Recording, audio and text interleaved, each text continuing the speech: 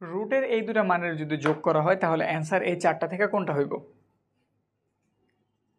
প্রথমে আমরা রুটটা তোলার ব্যবস্থা করি। এখানে আছে 4.9, তাহলে আমি এখানটাতে লিখলাম, দশমিকটা বাদ দিয়ে লিখলাম। তাহলে দশমিকটা যে আমি বাদ দিছি এই জন্য কী করতে হইব, দশমিকের জন্য 1, আর যেই ঘরটার দশমিকের বাইরে আনছি মানে দশমিক থেকে বের করছি তার জন্য একটা 0, প্লাস এইখানটা তো সেম কাজ, শুধু 0.9 হইব কারণ সামনে আমরা 0 লিখি না।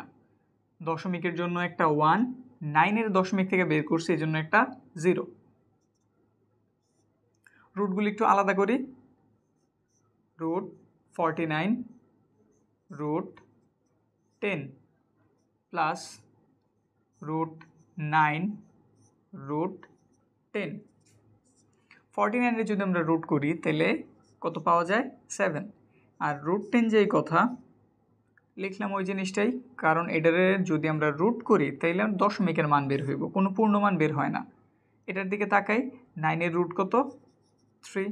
রুট 10 যেমন আছে ঠিক ওই রকম। লসাগু করি, দুজন সেম, তাহলে লসাগু এটাই হইব রুট 10। এর দ্বারা ভাগ করলে 1, 1 দিয়ে উপরেটার গুণ করলে যা আছে ঠিক তাই।